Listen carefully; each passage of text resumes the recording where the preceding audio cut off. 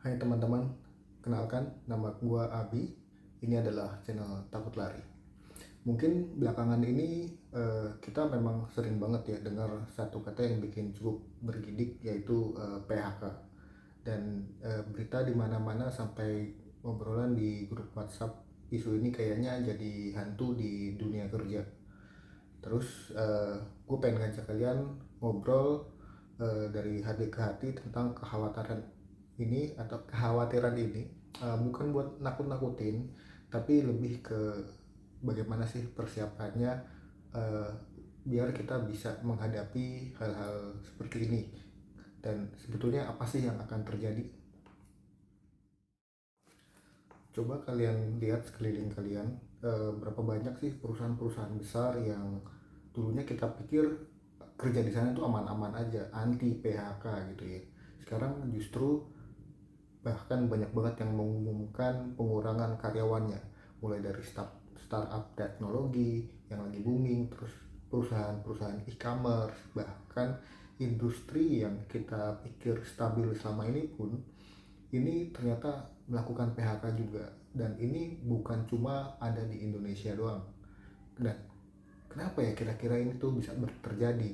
Bahkan banyak yang bilang ini karena kondisi ekonomi global yang lagi resesi, terus inflasi, terus sampai ada perubahan perilaku konsumen pasca pandemi, dan ujung-ujungnya dampaknya terasa langsung ke kita. Jujur, gue sangat merasakan banget vibes kekhawatiran ini, karena gue juga masih bekerja sampai sekarang ya, dan gue kerja itu di sebuah perusahaan BPO yang klien kita itu salah satunya adalah e-commerce yang cukup besar juga. Dan sejauh ini kita juga sudah melewati banyak masa yang penuh tantangan. Dan gue ingat banget beberapa tahun lalu gue akhirnya dipindahkan ke proyek kementerian, dan tiba-tiba beberapa waktu yang lalu gue mendapatkan kabar kalau proyek lama gue ini yang bekerja sama dengan e-commerce itu berakhir. Dan pastinya gue kaget banget, kaget banget. Dan ternyata mereka cuma dikasih kesempatan itu selama 3 bulan untuk memulai pengurangan karyawannya seperti itu. Dan di sana tuh ada banyak banget rekan XX satu tim gue dulu, bahkan pacar gue juga di sana. Terus secara perubahan kerja atau workload itu sebetulnya gak ada, tapi pengurangan itu diminta dari pengurangan dari channel, terutama di channel call seperti itu, karena project lama gue itu memang customer service ya. Dan perasaan itu campur aduk, karena namanya kita sudah bekerja dengan lama di sana, itu pasti akan banyak kehilangan, pasti ada kesedihan. Dan walaupun udah pindah ke proyek yang lain sebelum ini terjadi, pasti kita punya kekhawatiran kita sendiri, walaupun kita tetap berusaha bekerja dengan positif ya. Dan momen-momen ini tuh bikin gue mikir keras, sebetulnya apa sih yang salah, apa yang bisa gue lakukan, dan apa yang paling penting, apakah gue udah cukup siap kalau suatu saat gue kena juga PHK ini seperti itu. Oke, terus apa dong kira-kira yang bisa kita lakukan dalam keadaan yang seperti ini, dimana kita selalu dikhawatirkan dengan kondisi kita bakal kena PHK segala macam. Ya oke, gue akan kasih beberapa poin mungkin ya. Jadi satu yang menurut gue paling krusial itu adalah di skill ya, dimana kita saat ini banyak sekali berlomba dengan AI, terutama di customer service dan marketing. Customer service itu sekarang beberapa sudah ada penyedia AI yang memberikan solusi untuk menggantikan customer service. Otomatis ini mungkin adalah beberapa dari salah satu bidang pekerjaan yang akan tergantikan oleh AI. Selanjutnya kita tetap harus yang namanya perluas networking seperti itu ya, dimana kita berteman itu jangan hanya cuma berteman. Pastikan kalian berteman memilih-milih mana teman yang baik, mana teman yang kurang baik. Dan pastikan juga kalian walaupun baik atau tidak, paling enggak mereka punya manfaat, paling enggak mereka bisa memberikan informasi. Kalau kalian masih pengen bekerja, mungkin kalian bisa minta informasi sekedar untuk lowongan-lowongan pekerjaan seperti itu ya.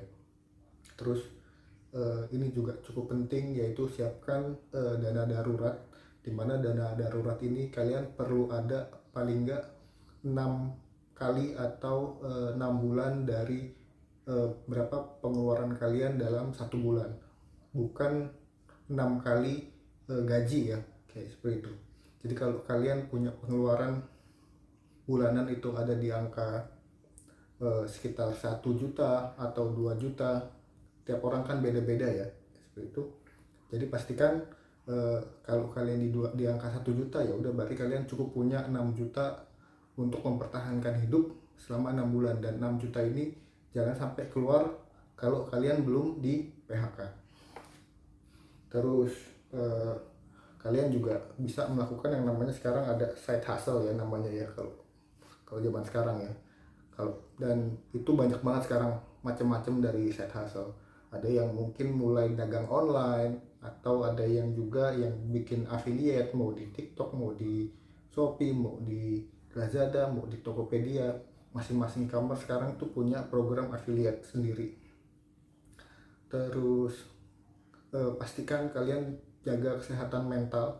Jangan sampai berita-berita PHK ini yang lagi ramai, yang lagi banyak ini, terus ditambah ada masalah tarif ekspor ke AS ini jadi 19%, dan nambah lagi PHK-nya segala macam. Itu menjadi kalian khawatir sendiri, depresi sendiri, karena sudah mulai banyak di sekeliling kita yang terkena PHK.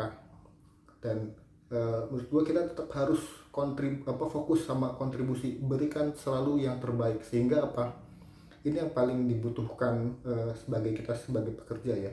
Karena kalau kita tetap ingin bekerja ke depannya, kita tuh harus memberikan yang terbaik dalam pekerjaan kita, sehingga ketika kita direkrut di masa depan nanti, atasan kita, bos kita, manajemen atau HRD, ketika kita memberikan referensi gitu ya, paling tidak mereka memberikan informasi yang baik, feedback yang bagus untuk kita.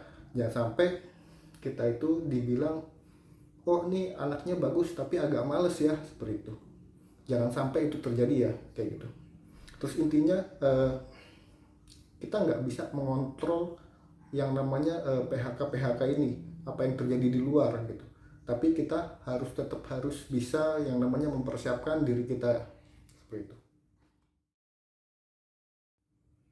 Ya, oke.